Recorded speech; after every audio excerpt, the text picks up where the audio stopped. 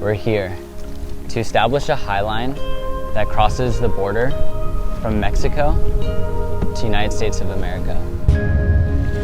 Who just rocked up, Corbin? Looks like it's a Mexican crew right here. ¿Todo bien, Sebastian? It is fun! You know, I'm a little afraid, not because of the highline itself, but because of what it stands for.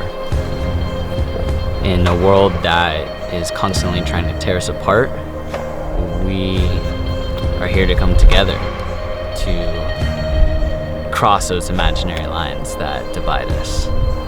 And all that to say is we're peoples that come from different lands, but we're all one.